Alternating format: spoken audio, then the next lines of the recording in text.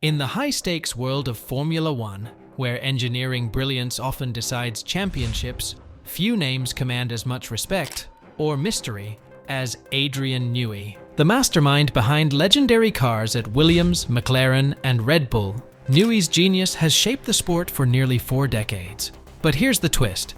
Despite relentless offers from Ferrari and Mercedes, the sport's most iconic teams, Newey has consistently turned them down. As whispers grow about his potential departure from Red Bull in 2025, could Ferrari finally get their man? In this video, we'll uncover the real reasons behind why Newey rejected these powerhouse teams time and time again, and why his decision goes beyond just contracts and money. Stick around, because the answer might surprise you. The first time Ferrari attempted to lure Newey to Maranello was in the mid-1980s. At the time, Ferrari was in a period of turmoil. The team was grappling with the complexities of Formula One's first turbocharged era, a technological frontier that demanded engineering excellence Ferrari struggled to achieve consistently.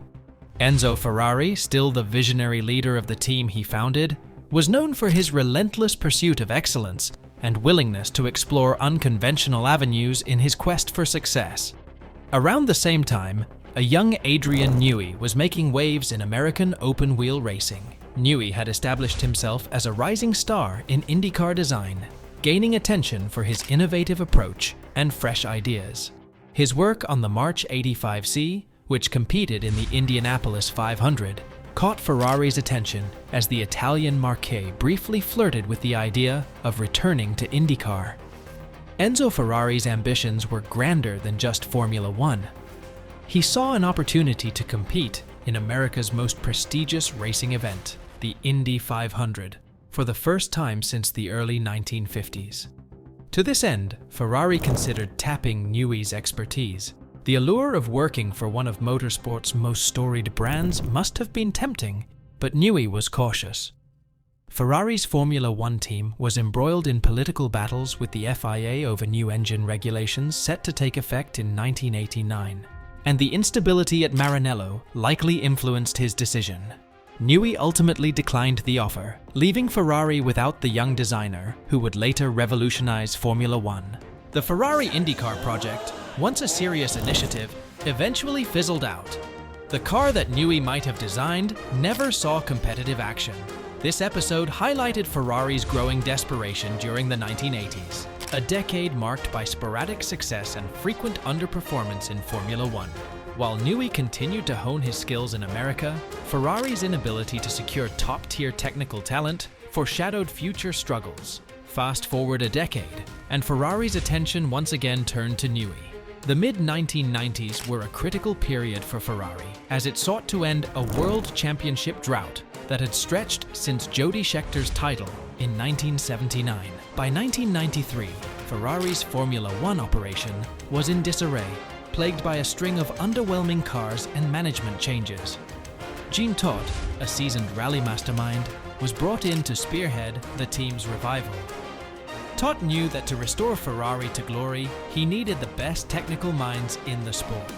At the time, Adrian Newey was already establishing himself as one of the premier designers in Formula One, having built dominant cars at Williams.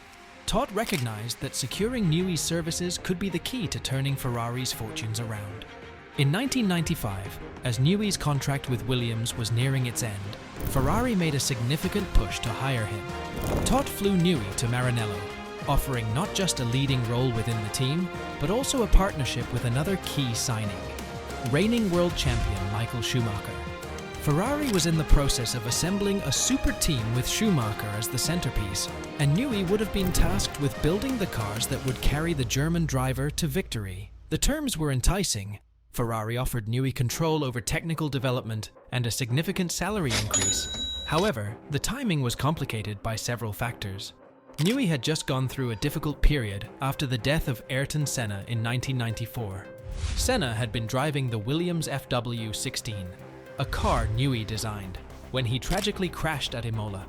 The emotional weight of that event cast a long shadow over Newey's career, and it was not lost on him that moving to Ferrari would involve working closely with Schumacher, a driver Senna had deeply distrusted. particularly over allegations that Benetton was using illegal traction control in 1994. Additionally, the prospect of uprooting his family to move to Italy was a significant deterrent for Newey.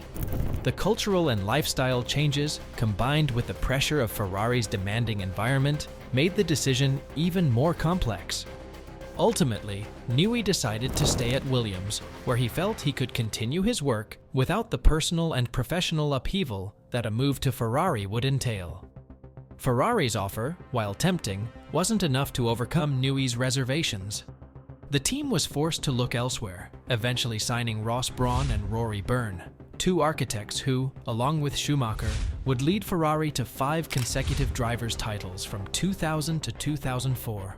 For Ferrari, missing out on Newey was a significant setback. The team's revival in the late 1990s and early 2000s was undeniably successful, but the thought of what might have been with Newey as the mastermind behind their cars lingers as a tantalizing what if in Formula One history.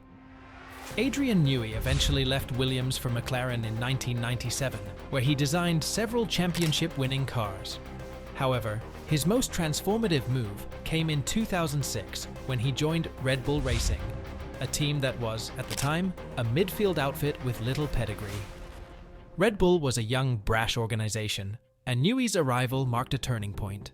Under his leadership, the team went from being a paddock underdog to a dominant force, winning 4 consecutive Constructors and Drivers' Championships from 2010 to 2013. By 2014, however, Newey's enthusiasm for Formula One was waning. The introduction of new hybrid power unit regulations drastically shifted the balance of power in the sport. Mercedes quickly emerged as the dominant team, leveraging a superior engine that left its rivals, including Red Bull, scrambling to catch up. Newey, a designer who thrived on finding clever aerodynamic solutions, was frustrated by the shift towards engine performance as the defining factor in competitiveness. Red Bull's struggles were compounded by Renault's underperforming engine, which was plagued by reliability issues and a significant power deficit compared to Mercedes. The partnership that had powered Red Bull's glory years was now a source of immense frustration. Newey, Christian Horner, and Helmut Marko met with Renault's then CEO, Carlos Ghosn, to push for more investment and development. However, Ghosn made it clear that Renault's commitment to Formula One was primarily for marketing purposes, and there was no appetite for the level of investment required to close the gap to Mercedes. This was a low point for Newey. Disillusioned and considering his future, he began exploring other options. Enter Niki Lauda, the legendary Mercedes executive who had played a pivotal role in convincing Lewis Hamilton to join the team in 2013. Lauda saw an opportunity to strengthen Mercedes' already dominant operation by adding Newey to the fold. He even made personal visits to Newey's home in an attempt to sway him. The idea of joining a winning team like Mercedes was tempting, but Newey ultimately decided against it. He felt that moving to Mercedes would be too easy, a scenario where success was almost guaranteed and where the challenge of overcoming obstacles was diminished. During this period, Ferrari also renewed their interest in Newey. The 2014 season was a disaster for the Scuderia, with the team failing to win a single race for the first time since 1993. Ferrari's car was not only uncompetitive, but also hampered by a poor power unit that was overweight and inefficient. The internal chaos at Maranello led to a series of high-profile exits, including team principal Stefano Domenicali and engine chief Luca Marmarini. As the team searched for a solution, Ferrari's then president, Luca Di Montezemolo, made a bold move to secure Newey's services. Montezemolo invited Newey to his Tuscan farmhouse, offering what was perhaps the most comprehensive package Ferrari had ever put together. The deal included technical control over both the road car and racing divisions, along with a salary that would more than double what Red Bull was paying him. This was a serious attempt to bring Newey to Ferrari, one that went beyond just Formula One. Newey was given the chance to shape the entire technical direction of the brand, effectively becoming Ferrari's chief technical officer. This offer forced Newey into a difficult decision. Despite his growing frustration with Red Bull's situation, he still felt a deep loyalty to the team he had helped build from scratch. Red Bull was more than just a job. It was a project he had nurtured and turned into a multiple championship-winning outfit. Leaving would feel like abandoning his own creation, something Newey struggled to reconcile. Ultimately, despite sleepless nights and serious consideration, Newey once again turned Ferrari down. The emotional connection he had to Red Bull, combined with the desire to remain loyal to the team, outweighed the financial and professional incentives Ferrari offered. Red Bull was acutely aware that retaining Newey's expertise was vital, even as his enthusiasm for Formula One waned. Christian Horner and the Red Bull leadership devised a strategy to keep Newey engaged by diversifying his responsibilities. Rather than focusing solely on Formula One, Newey was given the freedom to explore other projects under the umbrella of Red Bull Advanced Technologies. This allowed him to apply his design skills to different challenges, including the design of the Aston Martin Valkyrie, a hypercar powered by a Cosworth V12 engine that represented the pinnacle of road-going performance. The Valkyrie project was particularly significant for Newey, as it fulfilled a lifelong ambition to design a road car. This new role gave him a creative outlet, while allowing Red Bull to retain his services as an advisor for their Formula One team. The arrangement was a win-win. Newey could step back from the day-to-day grind of Formula One while still contributing his expertise when needed. Red Bull's technical structure was reconfigured to ensure that even with Newey taking a less hands-on role, the team remained competitive. This strategy paid off when Red Bull partnered with Honda in 2019, finally leaving behind the long-standing frustrations of the Renault era. With a more competitive engine, and Newey's involvement increasing as the team regained its championship form, Red Bull once again became a title contender. Max Verstappen's championship victories in 2021 and 2022 were a testament to the enduring strength of Newey's designs and the resilience of Red Bull as an organization. As the 2025 season approaches, it appears that Adrian Newey's time at Red Bull is finally coming to an end. After nearly 20 years with the team, Newey is ready to move on. Speculation is rife that Ferrari will once again make a play for his services. This time, however, the situation is different. Ferrari is no longer in the desperate state it was in during the mid-2010s.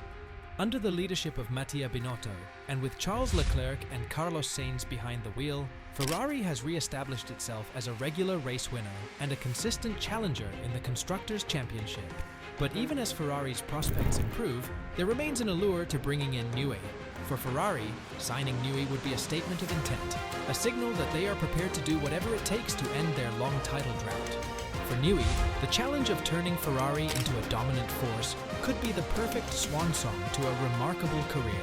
The cultural and logistical obstacles that dissuaded Newey in the past may be less daunting now, with Ferrari offering a package that includes not just financial incentives, but also creative freedom and control over a wide range of projects. However, questions remain about whether Newey's departure from Red Bull would really be the end of his Formula One journey. Newey has expressed a desire to remain involved in the sport, albeit in a reduced capacity. There's also the possibility that he could take on a consulting role with multiple teams, spreading his influence across the paddock in a way that hasn't been seen before. For now, the motorsport world waits with bated breath to see what happens next. Will Ferrari finally succeed in their decades-long quest to sign the most sought-after designer in Formula One history? Or will Newey find a new challenge outside of the traditional F1 environment? One thing is certain: Adrian Newey's decision will reverberate through the sport, shaping the competitive landscape for years to come. Adrian Newey's journey through Formula One is a story of relentless innovation, fierce competition, and deep-seated loyalty. From his early days in IndyCar to his dominance at Williams, McLaren, and Red Bull, Newey has consistently pushed the boundaries of what's possible in car design. Ferrari's pursuit of him, spanning nearly 40 years, reflects not only their admiration for his talent, but also the crucial role that top technical minds play in the success of a Formula One team. As Newey prepares for the next phase of his career, his legacy is already secure. Whether he finally joins Ferrari or chooses a different path, his influence on the sport is unmatched. The decisions he makes in the coming months will not only shape the final chapters of his career, but could also redefine the balance of power in Formula One as the sport enters a new era of competition and technological innovation. MP Ferrari was busy dealing with a horrendous downturn of its own. The 4 car was its first winless design since 1993, and like Renault, the Italian manufacturer, underestimated the shift to turbo hybrid engines, building a power unit that was overweight and fuel-thirsty. As lead driver Fernando Alonso grew increasingly I8. So the traditional process of scapegoating inside Maranello was well underway.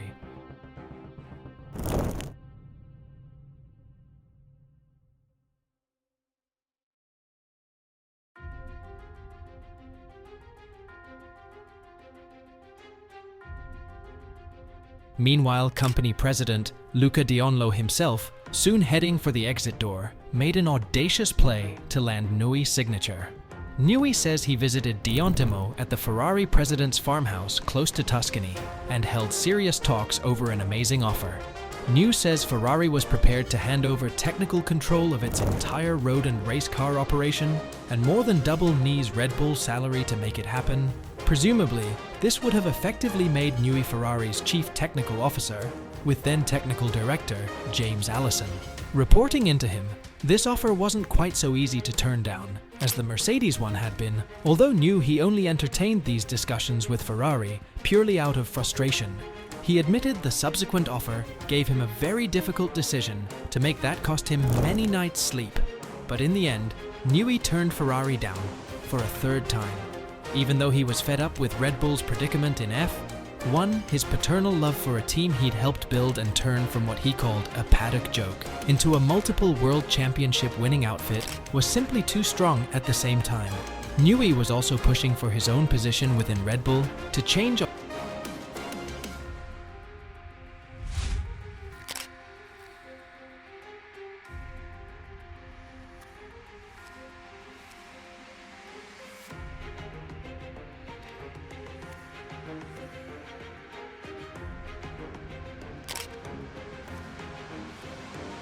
Meanwhile, Red Bull team boss Christian Horner proudly confirmed Newey would continue to advise and mentor his team, and mentioned exciting new projects that will be announced in due course. Newey reiterated his dislike of F1's restrictive regulations and said he'd like to try his hand at different things. He would spend the summer helping Red Bull restructure its technical leadership before stepping back into an advisory role. It sounded like semi-retirement, but rather than lose the benefit of Newey's genius completely, Horner wisely decided to let Newey go off and do whatever he wanted to do next, while effectively retaining him as F1's most valuable technical consultant. Newey spent roughly half of his working time on the F1 side of Red Bull's operation, and the rest of it on getting a new company called Red Bull Advanced Technologies up and running. This is the vehicle that allowed Newey to apply his creativity to Ben and Lee's America's Cup Yacht Racing project, and then design the Aston Martin Valkyrie. Newey said it had been one of his childhood ambitions to design a road-going sports car, so the Cosworth 512 powered Aston was the realization of that dream. Whenever he's become frustrated or bored with F1, and they have also stopped him being poached by a rival, when Red Bull eventually linked up with Honda Power for 2019, Newey was able to finally set the long-running Renault nightmare aside and rediscover some of his former enthusiasm and motivation. He became increasingly present on the F1 side of Red Bull as World Championships became a realistic possibility and then a reality again. But in 2025, after almost 20 years of incredible success, Newey finally leaves Red Bull for good. If you found this deep dive into one of Formula One's most pivotal moments insightful, be sure to hit the like button and subscribe for more in-depth stories from the history of this incredible sport.